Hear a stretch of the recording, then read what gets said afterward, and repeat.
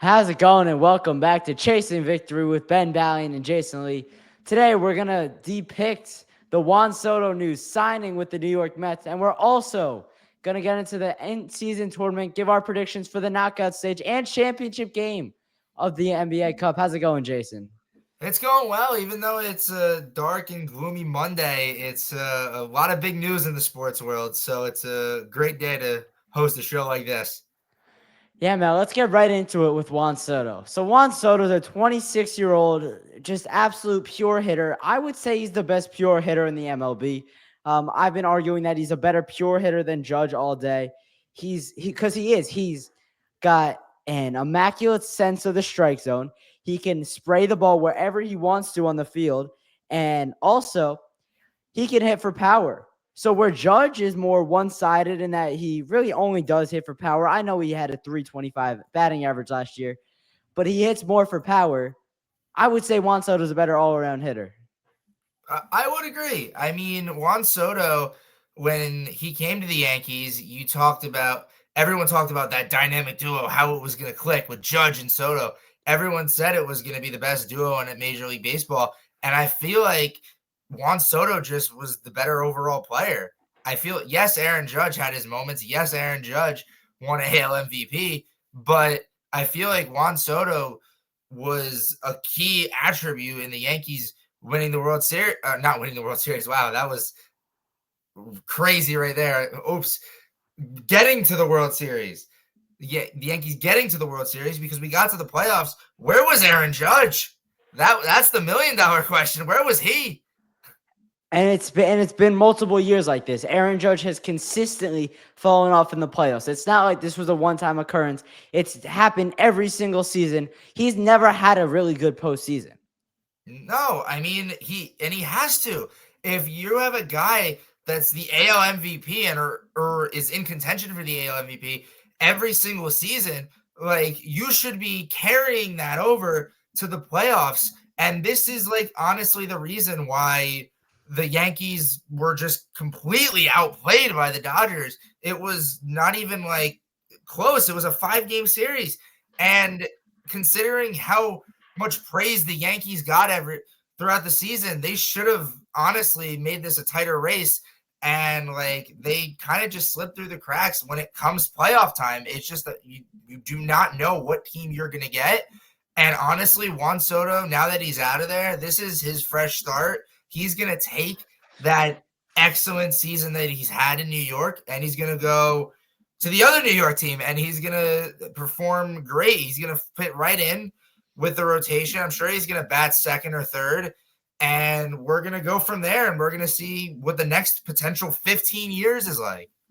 Yes, you mentioned the Mets batting order. He'll bat second behind Francisco Lindor. And there was a lot of speculation of people saying that he doesn't have protection in the Mets lineup. Yes, he does. You look at Francisco Lindor. He was second in MVP voting last year. Then Juan Soto will slide in at the 2-hole. But behind him is Mark Vientos, who after getting called up in late May, went on to hit 27 homers in what I thought could have been a silver slugger year for him. You also go down the lineup. Francisco Alvarez has shown flashes of what he can do. Brandon Nimmo has proven to be a true MLB hitter. And then you also, you don't know who some of the other guys are going to be, but like Starling Marte can hit. Tyrone Taylor's shown he can hit. There is good protection in the Mets lineup. And David Stearns is not done yet. David Stearns still is going to make at least one big move on the offensive side of the ball. And I would expect another bit, at least one starter and a couple rotation pieces and a couple bullpen pieces as well. I feel like that's what you have to do. You need the whole puzzle piece to come together when it comes to a championship team. And the Mets, I believe, can do it. You got 15 years worth of Juan Soto. You got to make the most of it. And honestly, without him, they were this close. They were 2 games away. That team was 2 games away. Everyone stepped up when they needed to. And he's going to fit right into this lineup. But now I want to bring a question to you. Everyone's saying $765 is a lot of money. Do you think it's an overpay? No, I don't. And here's why. You are what the market says you are. And if the Mets didn't give him that at least $760 million, he would have stayed in the Bronx with the Bombers. I don't know how much bombing they're going to be doing this year. But the Mets had to man up. The money is not an object to Steve Cohen.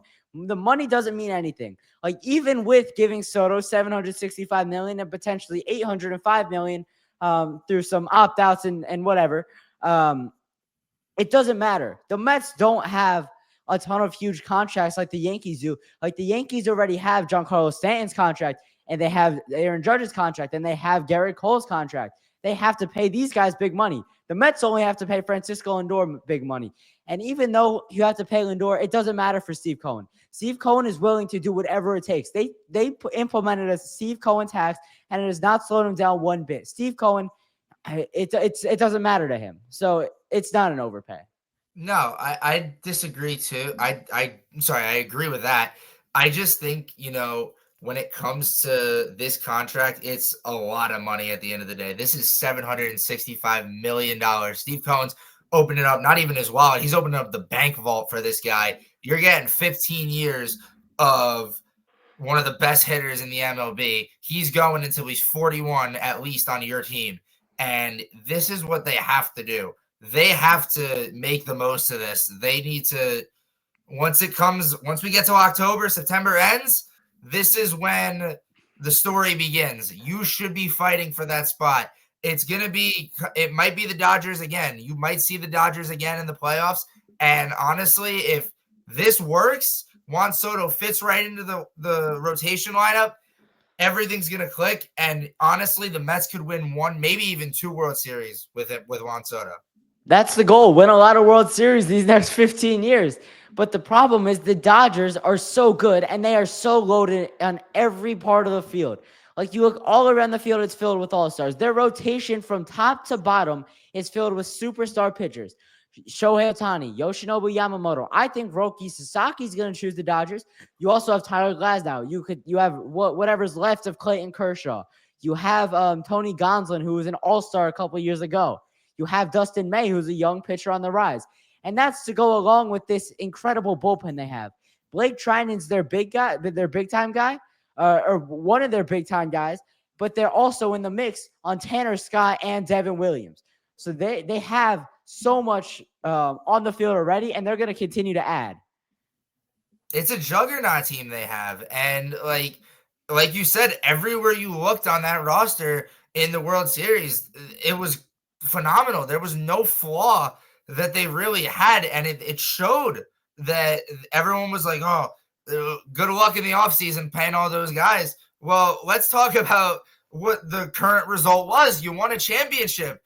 Who cares if you got to pay all those guys? Who cares if some of them go elsewhere? You established such a great team and a great organization in one season that a lot of teams, like an up-and-coming team like anyone that wasn't in the dance with the Dodgers and the Yankees, a team like the White Sox or the Royals would dream of having an organization and a team like the Dodgers, or even a team like the Mets. It's just a matter of, when it comes to this whole Juan Soto thing, he just has to slide in, and it has to click. And there honestly there's no room for error. Like, yes, he's there for 15 years, but what happens if you don't win in 2025? There goes a year. Like, what are you going to do? You got 14 more? Yeah. Do you really expect the Mets to win a World Series with this current rendition? Like, I know David Stearns isn't done, and he's got to make another couple moves, but your second starter is Clay Holmes, for God's sake. Like, you don't have enough pitching whatsoever to really compete with the Dodgers. No, you don't, because the Dodgers are ready to go. Like, their starting pitcher gets down. I don't know if Ohtani's going to pitch next. Is Ohtani going to pitch next season? Or yeah, he's going to pitch next season. I'm sure that he's going to be one of their top guys in the bullpen. And like, for someone like the Mets, you need a bullpen. You need to, in order for Juan Soto to get up to the plate, you need to make sure your defense doesn't allow any runs. Don't put them in the hole like by 2 or 3 runs in like clutch time situations. But yes, I mean, Juan Soto's, he's a caliber guy to get through those rough patches in the hole down 2-3 runs. but like that can't happen. And it all starts with that bullpen, and it needs help. I don't know if Sean Manaea is going to come back, but Manaea 4 years, 100 million. That's the deal. David Stearns, if David Stearns offers that, Manaea is going to come back. Manaea wants to come back to the Mets, in my opinion. He really got his career off the ground in New York. He's going to want to come back. if he does, then there you go. That's definitely your ace right there, and you just got to utilize him in the right way throughout the season. And I think if you just get a couple more bullpen guys, you're in a great spot. The thing with David Stearns, though, is the pitching it's always going to be almost like a patchwork. It's never going to be like a rotation set in stone for more than 2 years at a time. And the rotation is always going to be evolving as the year goes on. The Mets will eventually find their ace. It's not going to come through free agency. It's going to be a guy that comes through their farm system. It's going to be a prospect that either David Stearns traded for or that was already in the system when he took over. It has to be. Like, this organization could live or die based on pitching, and it comes down to that essentially in those clutch time situations. And you need some guys to step up, like go to the farm system and pick up, like look at some talent and bring them up. The only way they're going to learn and to get better is to head to the big time and start pitching. Brandon Sproat's the guy. I want to see what he has to offer you next year. He's in AAA. He finished the season in AAA last year. I think he can make an impact, whether out of the bullpen or in the starting rotation next year. I think he's someone that the Mets have to take a look at and really decide, is this someone that we could see as a starter? Because right now, your rotation, it's Kodai Senga, Clay Holmes, David Peterson, Frankie Montas, and Tyler McGill. Like, that's not good enough to even get back to the NLCS, in my opinion. And like I said before, David Stearns isn't done. It's December 9th. He has until really the end of February, middle of March, to really finish out this rotation, the opening day rotation, because it's going to change throughout the season. It always does. That's how pitching works. You can never have too many pitchers. You can't. And everyone in the rotation is important, because if one goes down, you have another guy to lean on. Because you said Kodai Senga is your number one pitcher right now, and he's pretty injury prone. He had 2 key injuries last season, and that's where Sean Manaea came in, and he blossomed, and he became one of the best pitchers in the MLB.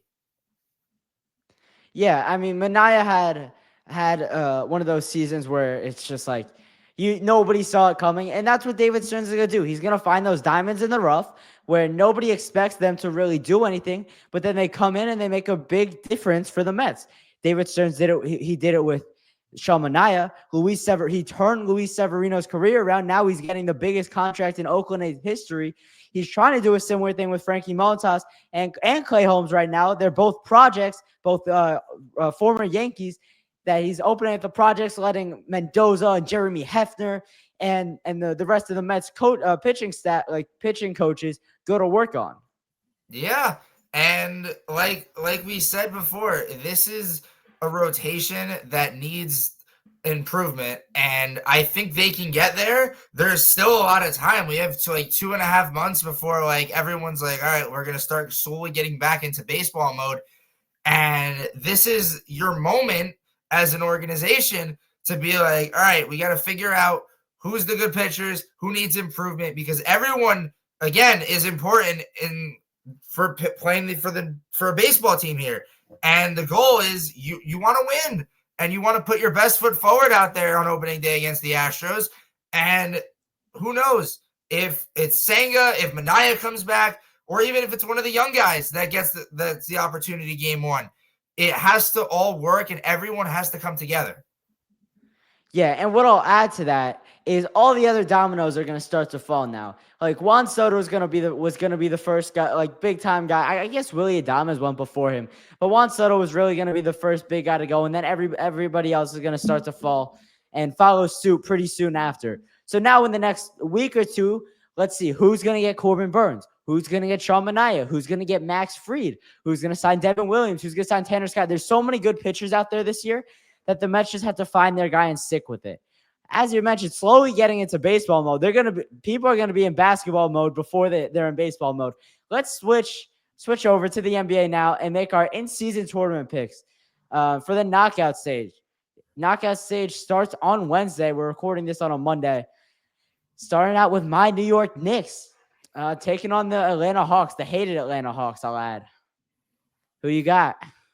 I gotta go. I gotta go with the Knicks, man. They're a complete team right now. They look great. They're honestly looking at who's left in this NBA Cup. Honestly, they look like a pretty strong contender. And like, no disrespect to the Hawks, they're great. I like what I like. I was like a young roster in the NBA. What? I'm not saying they're great as compared as to an elite team. I'm saying they're in a good position with a young team. They need time to gel. And the Knicks have already gelled. Jalen Brunson's settled in. He's the new leader of the team, and everyone's circled around him. Everyone plays a vital role with this team. There's no doubt in my mind the Knicks are going to easily come away with the victory here. The Knicks have not fully gelled yet. Like, Mikal Bridges has not gotten fully integrated into this offense. Karl-Anthony Towns, yeah, he's been awesome. But I think there's another step to this where the Knicks are really clicking on all cylinders. That loss to the Pistons they had a couple days ago, that's a brutal loss. And they always find a way to struggle against bad teams. We saw it the day after Thanksgiving on Black Friday against the Hornets. They only won that game 99-98.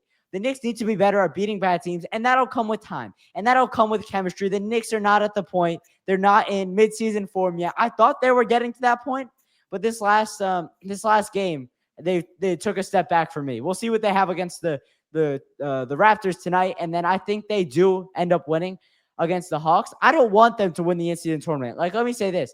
I don't want an NBA Cup banner hanging from the rafters of the world's most famous. That would just be easy bait for people to clown the Knicks if they don't win the NBA champ and win an NBA Finals this year, which I'm going to be honest, I don't know if they do. I don't think your Cleveland Cavaliers are going to beat them. I think the Cavs will get knocked out second round, though they won't make an Eastern Conference Finals.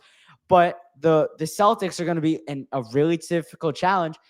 But it starts right now. I want to win these games. I want to go to the championship of the NBA Cup and lose there because all the other games count for the regular season except the championship.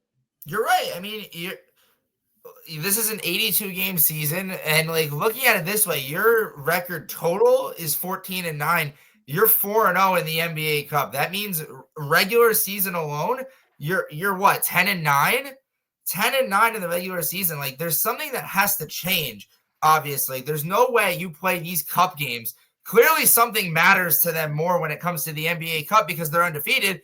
But like, that's obviously, again, you do not want to be known as the team that wins the NBA Cup. At least the Lakers last year, they have a banner, sure, but they also have like 17 other banners that say NBA champions, and they have the stars on the court to prove it.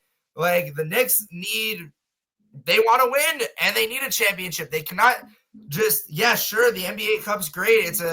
They get money, you get a trophy, you get the banner, but that's not enough.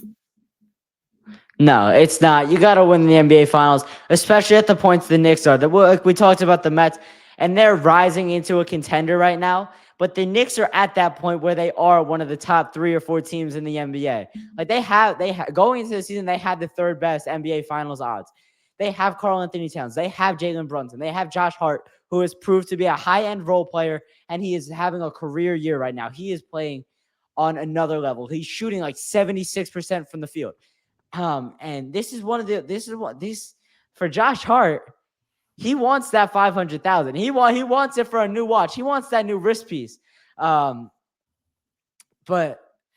for the Knicks, they need to get back against the Hawks because they had a really bad loss against this Atlanta Hawks team earlier in the season. I think it was like game 5 or something. They lost by 5, but they had every opportunity to win that game down the stretch. So they need to get back, and I think they do. I think they're just a better basketball team. Yeah, agreed. They do.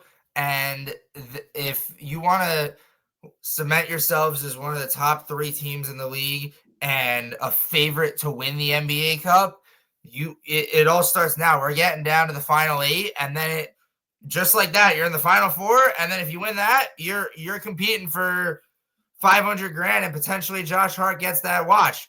Like, who knows?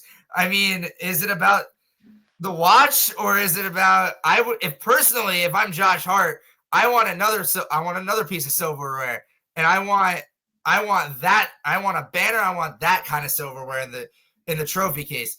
But they don't, again, like you said, it starts now. The Hawks, sure, they beat them once, but you live and you learn. You lost, move on, and now I don't know if you're going to consider this like, oh, let's consider this a quarterfinal game, or you're just going to play this like another regular season game and just move on in the tournament. It's just basketball. It's just a regular season game. I don't want to read too much into it, but from an NBA perspective, they're getting what exactly what they want for it. The players are playing harder. The fans are more into it, and you see, like, we're making content about it right now. The NBA is getting, like, normally we wouldn't be making this much. We wouldn't be doing predictions about the NBA in the beginning of December. That's just not how the season works. So the NBA is absolutely getting everything they want out of it. And but from my perspective, I don't really care. I think it's just basketball for me.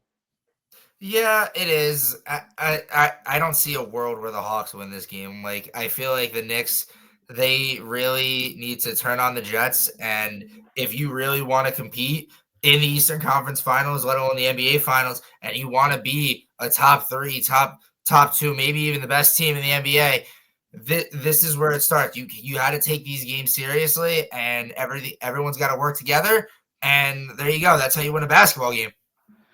Yeah, I do think the Knicks will be better by the time like December, or no, like the middle of January when Mitchell Robinson gets back in February. They'll be better at that point. And the other part of aspect of it is the team is still evolving. Like, Leon Rose is not done. He's gonna add at the trade deadline, and then it'll be like a tune up the rest of the way until the playoffs. So I'm not too worried about the Knicks. It's still early. I'll give them until New Year's to really get it going. But then after that, that's when I start to get a little bit concerned.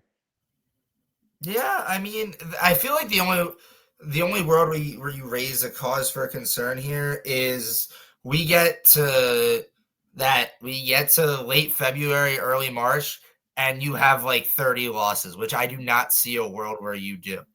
Like, I feel like, I don't know. You're looking at me like 30 losses, that's it? But like, No, I'm saying that's a lot. 30, yeah, but 30 losses, realistically, that's only 21 games you have to lose. But you have to think they're gonna go on a run at some point. They Like, have to. they haven't gone on a real winning streak yet. I guess they went what, I think they went like they're 8-3 over their last 11, but like they haven't really gone on that run that I'm expecting of them.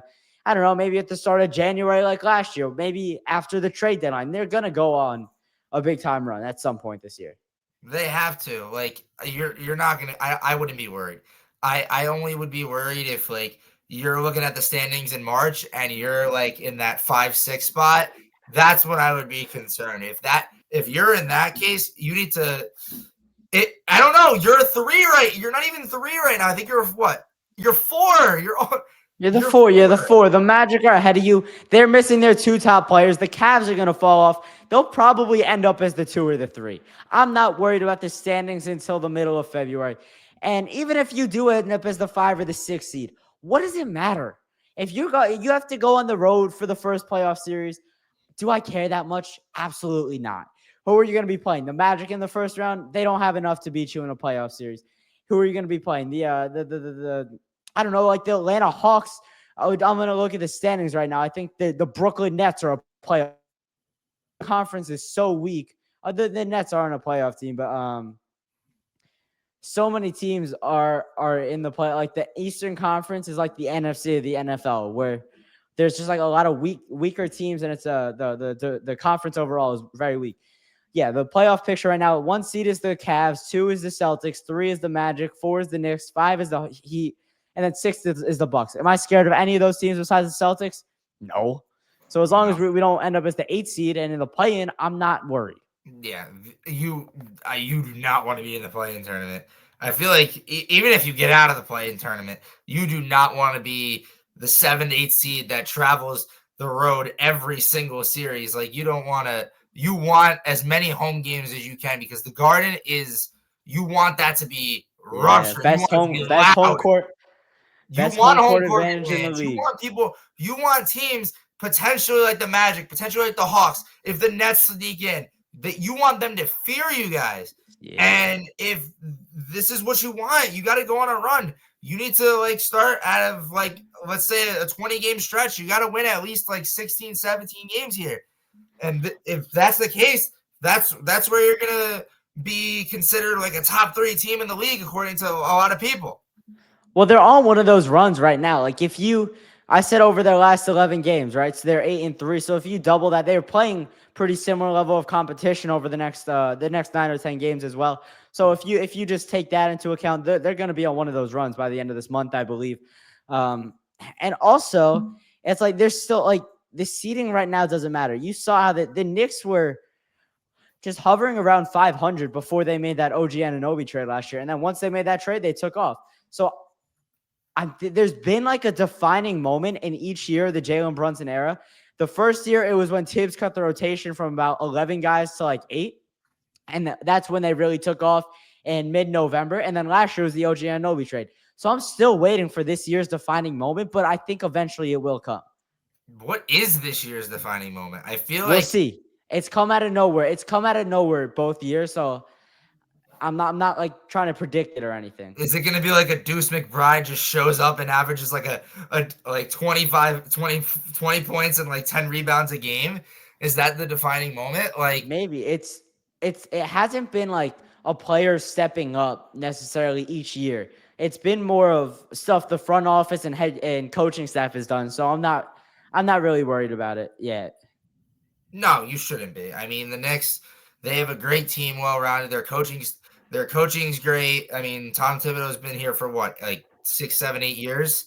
Around that. No. 2019 is like 5.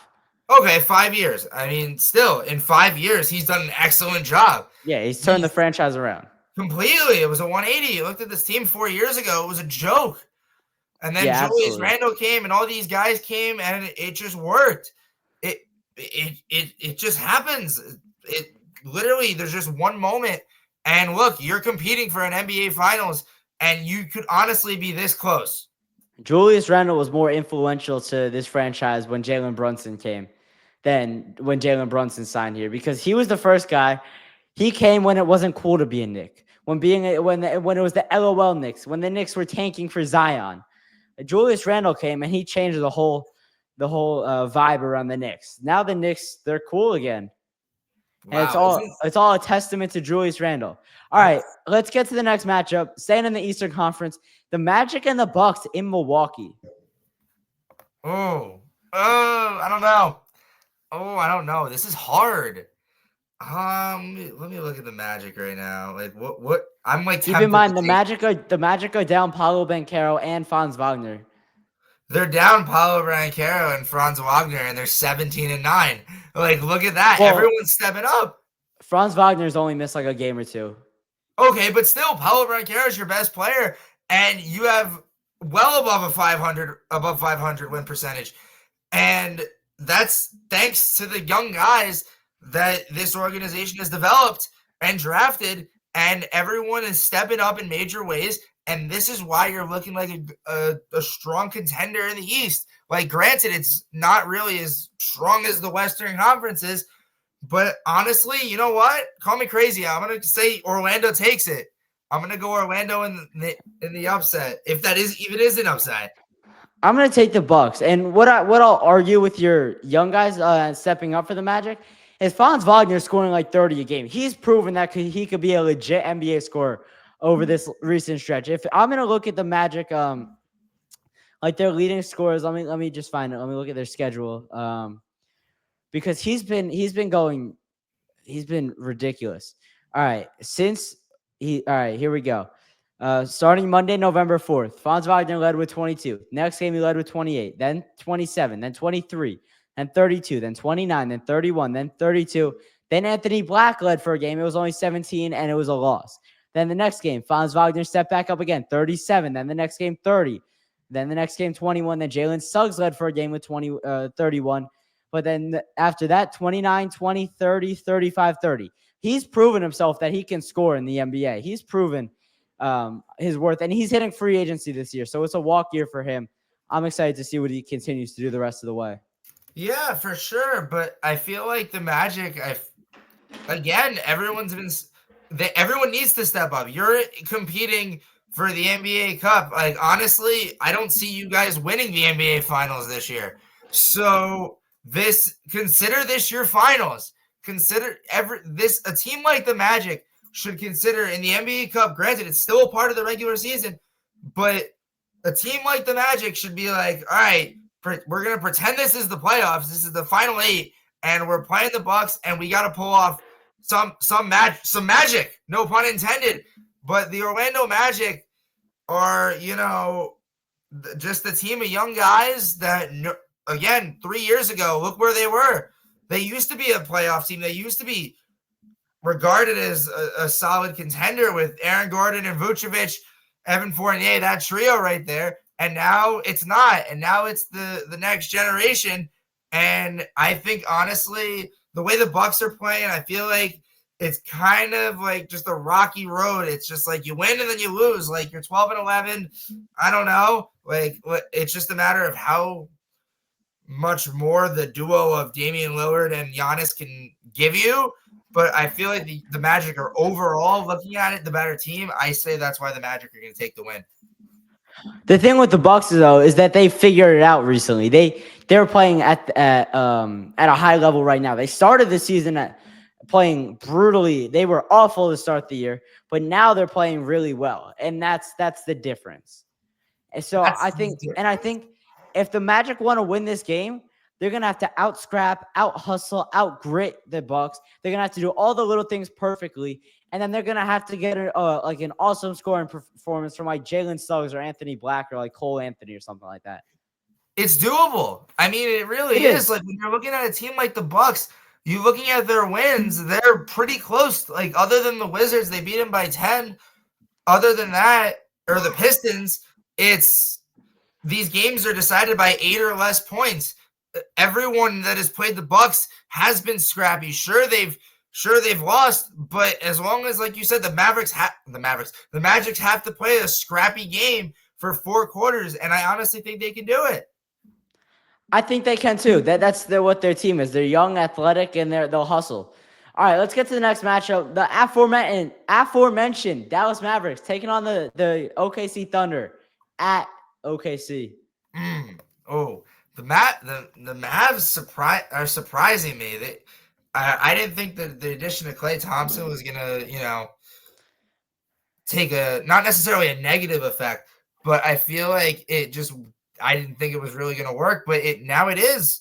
But I still think the Thunder are doing great right now. Like, Chet Holmgren is out, and he's been out for a little bit, and they look great. They're the best team in the West. They're considerably one of the best in the league. And again, it's a young team. These young teams, sometimes it works and sometimes it doesn't.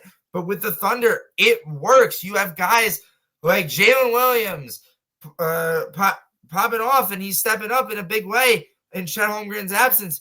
But again, the young team is going to surprise everyone, and they're doing a great job this season. So 100%, give me the Thunder. I'm going to take the Mavs. I think the Thunder are going to care a little bit more, but I think for the Mavericks, this is like a test. And in these test games in the NBA, where you're playing a team that's a little bit better than you, they're a little bit above your weight class, you want to win and you want to make a statement. That's a statement win. And I think the Mavericks have what it takes. I think Kyrie Irving and Luka Doncic start to get it going early. And PJ Washington does a really good job guarding SGA, and the Mavericks go into OKC and knock them out of the NBA Cup. It's really a tall task. Like you said, this is a test game. Like, they need to be like, all right, who cares? This is for the NBA Cup. This is like, at the end of the day, the NBA Cup still counts towards your record. This tournament could honestly impact the season. Like, if you lose, like, look at the Cavs. Like, they went 1-3 in the NBA Cup. That's 3 losses. Those 3 losses Yes, it's an 82 game season, is like compared to the NFL, which is like 17. But like 3 losses could be the difference in you playing a play-in game or playing in the play-in or playing in the actual playoffs. Yeah, and I think the Mavs are up to the challenge. I think they're ready for it. And in the NBA, the regular season doesn't mean as much. In the NFL, it definitely means a lot more. But like you said, you don't want to be in the play-in. The Mavs were like hovering around that play-in spot a couple of years ago, and then they just decided to tank. They didn't want to play anymore. So like I don't they've just got to show me something. They haven't been as good as I thought they were going to be. And that's that. I mean, I just want to see something from them here in a game with a Thunder team that, yeah, I'll admit they're a lot better than the Mavs. These two teams did play in the playoffs last year. The Mavs came out on top, but I think the Thunder overall are better. That being said, though, I do think the Mavs come out on top in this one. Okay, that's fair. Even though you just said the Thunder are overall better, much better, you still take the Mavs. Skill level doesn't mean anything in the NBA. It's a lot about cohesion. It's a lot about synergy. It's a lot about how the chemistry and more than anything, is a team shooting well or not? Because that's how NBA games are decided nowadays. Are you hitting your threes or not? Because if you're not, you're going to lose. If you're not, you're going to lose. Absolutely right. But like the Thunder, they're consistently putting up high amounts of high scoring games. Like they're putting up, you rarely saw it. I think once they won a game or they have played one game where they didn't score 100 points as a team collectively. Like that's pretty impressive to me.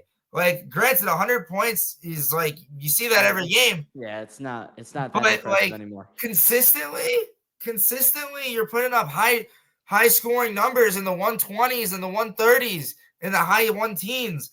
You're looking at a team that's centered around one guy. It's just like the Knicks. It's centered around Shai Gilgeous-Alexander, and everyone else is blossoming around them as a young up-and-coming talent in the league.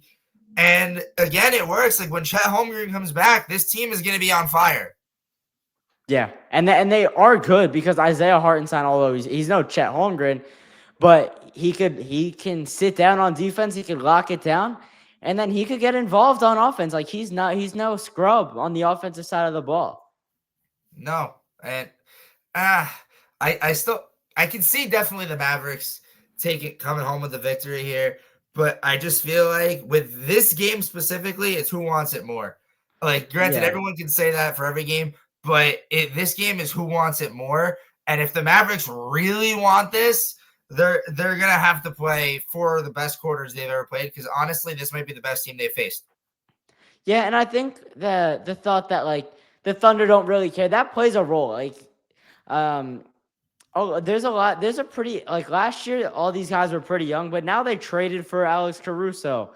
They signed Isaiah Hartenstein. Like most of these guys have gotten paid. They don't really care about it as much anymore. They've got their eyes on a bigger prize. All right, let's get to the last game of the knockout stage. The last game of, like the first round of the knockout stage. The Warriors and the Rockets in Houston. I'll start it off this time. I'm taking the Rockets. Wow, really? Yeah, interesting. I mean, the Warriors have not been playing as well as late. They've been sputtering, and the way the NBA has the in-season tournament set up, I think they want teams that like aren't going to go far in the playoffs, and they're not really going to do a whole lot in the playoffs. Those are the teams that they want to win the whole thing. And the Rockets are one of those teams. Like you saw with the Lakers last year, they have LeBron and they have AD and they have Austin Reeves. But what are they going to do in the playoffs? That core is not good enough to get to an NBA Finals. The Rockets core, Jalen Green and Alperen Sengun, that's not good enough to get to the NBA Finals. I think the Rockets could go on to win the whole thing based on that theory. Wow, you know what? I was gonna come out here thinking you were crazy. I didn't even realize. Granted, I don't pay attention to Rockets basketball, but they're sitting at 16-8. They're third in the Western Conference.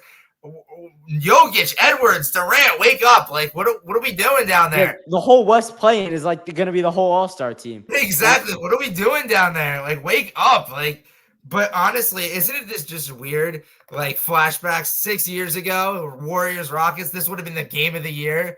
This would have been like 150 to 145. James Harden versus Curry and KD. Exactly. That was a great time. But now this is the future of the Houston Rockets. they have a new guy, and his name is Jalen Green, and you have a team around him, Alfred Sengun. This again, a young team. This is the year of the young teams. The Thunder are coming out. The Rockets are emerging. The Magic are up in the East right now. Like it's honestly impressive how like these young teams, it just magically works. It's like you take some time to rebuild, and it pays off in the long run. Yeah, once you like stockpile draft picks and you actually hit on those draft picks, and I know I'm a huge New York Knicks fan, but I have to admit the Nets are doing a really good job of this right now, and the Thunder have done it. They have a ton of draft picks as well. Like that's the formula for a rebuild in the NBA: stockpile draft picks and sign a big time free agent, or make a trade for a player. That's how it's worked. I feel like though the Rockets, like by the way, I'm gonna take the Rockets too. I'm gonna take the Rockets in this game. I'm gonna agree with you. But I feel convinced you. I couldn't convince you last week with the Rams, but I was right. I convinced you with the Rockets. Yeah, stay tuned next episode. We'll break that down. But with the Rockets, this is I'm trying to think bigger picture here. You have a team of young guys. You need one veteran. You need one big time free agent. Or make a trade. You clearly got money. You're not really paying anyone big top dollar. Jalen Green and Sengun got rookie extensions. No, they did, but I'm saying like compared to a team that has LeBron and AD and all these old veterans, but like you need someone that's been in the league for God knows how long to tell you, like that you need just a veteran.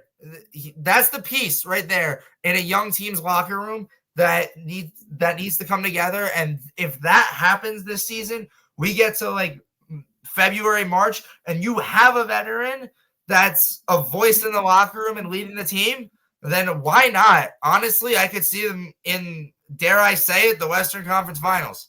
I don't see them like making like a real dent in the playoffs. I don't think there's like that guy. I know what you're saying, that they need one of those guys, those veterans that's gonna be the maestro, and he's gonna keep peace in the locker room, keep everyone calm, and like lead the team. But is there one of those guys out there? And if there is, the role he's gonna come play needs to be developed over an offseason. It can't happen mid-season. You're right. I mean, guys like Steven Adams, Fred VanVleet, yeah, they're veterans. Yeah, I'm saying. I thought you were saying like they're not leaders. No, exactly. That's the point I'm gonna make. They're not leaders in the locker room. Fred VanVleet wasn't the sole, like the reason they won the championship in Toronto. No, everyone's gonna point to Kawhi Leonard, but like Fred VanVleet, Steven Adams, if they're basically the only veterans on this team that have been in the league long enough to be considered a veteran. Like Uncle Jeff Teague. Jeff Teague's on the team? No, Jeff Green. Oh, I was like, since when is Jeff Teague on? Okay, Jeff Green's been around the block. Like these guys need to, sure, you're not getting really that 25, 30 minutes compared to Jalen Green and Alfred Sengun, but you need a veteran, a key role, a voice in the locker room. It's not going to be one of them because clearly we've played almost 2 months into the season and not one of them have stepped up and done anything about it. We're all talking about the Rockets. We're talking about a 20-something-year-old named Jalen Green. He's driving the ship. And honestly, that worries me a little bit. Don't get me wrong. Jalen Green's a great guy. But, you just need that veteran in the locker room. Like, with the Lakers, you got LeBron. LeBron is not shy at all to voice his opinion. Win or loss, he is not shy at all to voice his opinion. Steph Curry's not shy to voice his opinion. You need someone in a young locker room. It can't just be like, all right, we lost by 5 points, move on. Like, no, it needs to be, we lost by 5 points. What can we do to get better? Because we're in a prime position right now. If the season ended, we're the 3 seed and we're hosting somebody for a 5-game series. Yeah, I don't know. I think the Rockets will. I don't know if they'll even make the playoffs. There's just too many other talents in the Western Conference that eventually they're gonna wake up. All right, last thing for this episode. Who is your finals prediction for the NBA in-season tournament? Oh, final prediction, like the final 2? Yeah, final 2, and then give us your winner. I'm gonna go. All right, we're gonna go Knicks and Oh, Rockets or Thunder? Knicks and Thunder are going to be the end. Wow, NBA Finals preview? Potentially, we might see that in June. Who knows? Edwards, Jokic, wake up, please. But oh, that's hard. You know what? Sorry, you're gonna hate me. Give me the Thunder. I'm gonna I say love that. it's gonna be like I don't know, 118 to 112. I feel like that. I feel like you want something more, and you're gonna compete for the other trophy that comes in a few months. But I feel like the Thunder right now, they're in a prime position to win this cup, and I think if it all keeps going well, again, it matters on how you play against the Mavericks tomorrow night. It's gonna matter if you play the Warriors or the Rockets. Who knows who wins that game on Wednesday? That who knows? But I think the Thunder can do it. I think the Thunder have the pieces to win the NBA Cup. So I'm gonna take the Thunder. I'm going to take the Rockets to get there, and I'm going to take the Rockets to win, and they're going to beat the Bucks. I think that I told you my theory earlier in the episode. The NBA wants teams that are like a little bit off the radar, and they're not going to do much in the playoffs. Those are the teams that the NBA wants to win, and that's exactly what the Rockets are. And the Bucks, I don't know. I think they'll beat the Knicks, because they like outside of Damon Giannis and what's his name? Bobby Portis and Brooke Lopez. I guess they got a lot of like young guys. They got like Marjan Beauchamp over there that hasn't gotten paid. They've got young guys like that, so they're gonna be playing for it. And I don't know. I don't want it as a Knicks fan, so maybe I have a little bit of bias. I'm surprised. Wow. I really you can easily beat the Bucks. You can easily beat the Hawks. Oh yeah, 100%. But I think they can beat the Bucks. Why? What's stopping them though? Why do you think they don't? The Bucks are playing at like a high level. This is like they're playing at like one of their best levels right now that they're gonna play the whole year, and the Knicks are still figuring things out. So, but you can't just say you guys are figuring things out. You say you figure things out every season. Every team figures things out. If you bring in a guy like Karl-Anthony Towns who like is such an integral part of the offense and he does so much, it's gonna take a couple months to get him acclimated to Tibbs' system and to all the players around him. So yeah, they're still figuring things out. What? You don't think he has? Not yet. And so is Mikal Bridges. Okay, him I'll give you, but like Towns he's been playing an amazing basketball. There's still another level. Like there's gonna come a time where it's like, I don't know if it's the middle of February or the middle of March, but like Jalen Brunson and Karl-Anthony Towns are going to be alternating like every game, 35, 40 points each night. Who's scoring how much? It'll be like that come March. Trust me. This Knicks team is not done yet. You're right. You're not done. But I just don't see you not making the finals of this cup. Like, it's so doable. They can. I think it's like it could change. That's just who I think right now, and that's who I want. So yeah, I'm not too worried about it. All right. We'll see. All right. That's going to do it for this episode. If you enjoy, please consider subscribing or following based on your platform and we're going to keep doing content every Wednesday and every Saturday.